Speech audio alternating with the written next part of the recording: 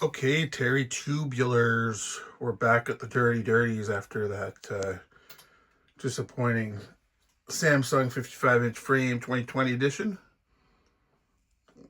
Back in the old dirty cigar shed, which is getting a nice coat of dirty on it. Same thing again, pardon me. I made 2 orders from Silver Global, and the second order came first, I'm pretty sure. I don't think everything's in here because it's too light. So this is extremely small. It's working towards a goal, which I'll talk about in a second. Smoking a dirty, as always.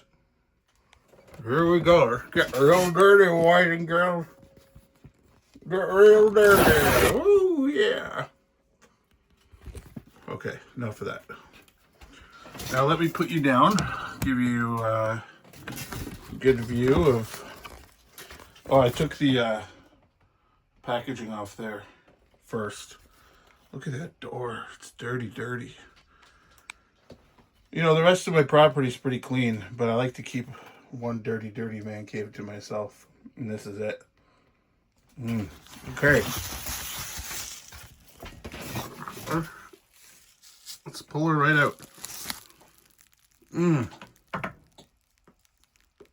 It must be hard to watch a quality edited video after these beauties, eh? Someone who spends half their life just editing away, making it beauty.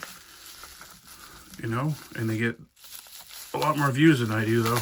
So, but that's not the point. You know, one day my kids are going to look back and be like, man, our dad was dirty. Yeah, you guessed it.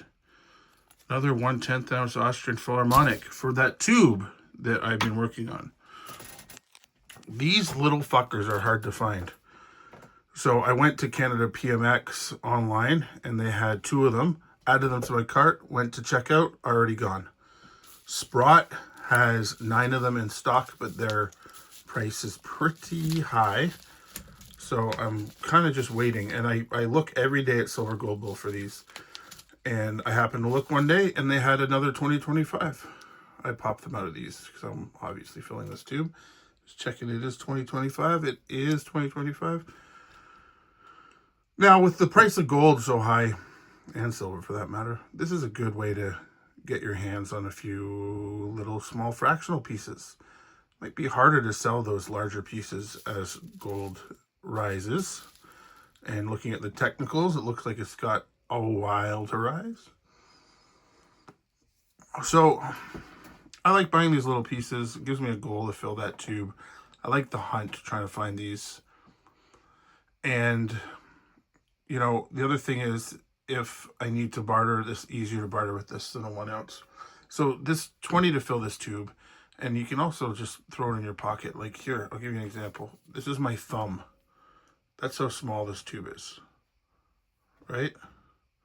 So you get 2 ounces in your pocket pretty quick. And then instead of having to spend a full ounce, you can, you know, for a larger purchase than silver might do, you can hold on to some of your fractional silver and peel off one of these if need be. Now, why did I go Austrian Philharmonics versus the Maples? Honestly, I like the design better, but the other thing is it's easy for me to get a tube of 1/10 ounce Maples, and it's not easy to get these, so it keeps me on the hunt. I like the hunt. So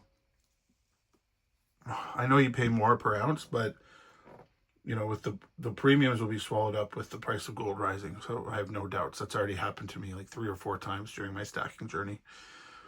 So I would highly, you know, if you're interested in the hunt, interested in something that has barter and smaller convertibility, and also something that is very easy to conceal and carry in your pocket. Like I said, my thumb is like bigger than that, and that's 2 ounces.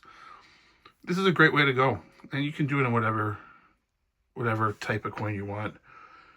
As I said, I love these Austrian Philharmonics. To me are just stunning. I have the 1 ounce, the ½ ounce, the 1/4 ounce, and the 1/20th, and then now a number of these 1/10ths. I have another one, but I'm not going to put in the tube. I'm keeping one capsulated, so I really have 3 of the 1/10, or 4 of the 1/10 ounce, I think. of the Austrian Philharmonics. But I'm keeping 2 of them out in my like stack, and then just because also that would make the goal easier, and I'm trying to make it a little bit hard on myself, you know. I like to go through those struggles because it helps build character and makes it fun for me to go to multiple websites and go on the hunt. Now, Sprott did have 9, so I am tempted to buy those. 9 of them was just over 7 grand, and it's less than an ounce, so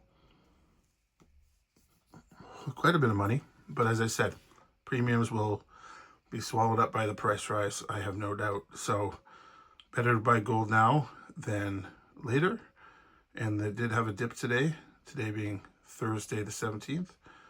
So that's kind of my strategy with this. My other order, I don't know, should I ruin the unboxing? I'll just say it. It's a 1/4 ounce of gold and a 1 ounce silver. So it's not a huge one. I'm just buying these little bits at a time, not buying full ounces. I'm just seeing what happens here. And I think it's good to also have, as gold rises, some fractional. Because if you don't want to part with the 1 ounces, even aside from barter, you can just skim 1 or 2 of these off, have, you know, 750 Canadian, do the conversion yourself for US, and you still have your ounce. So fractional is great, and I've done that before when gold has risen previously. I have skimmed off some 1/4 ounce and 1/10 ounce and profited on the way up. So it's a great way to do that. And I don't really want to get rid of my ounces because I want my kids to have those. So, you know, something to think about. Sorry, my chair's real creaky. Something to think about with regards to your stack. I don't know what your stack's like or anything else, but having some fractionals never hurts. Anyways, you'll see another dirty, probably not as dirty as this, whenever that other silver gold bowl order comes. I'm pretty sure it's not coming until after Christmas.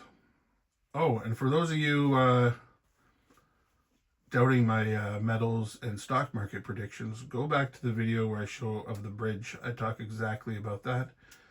And I did another video almost half a year ago talking about how silver was going to go up around this time.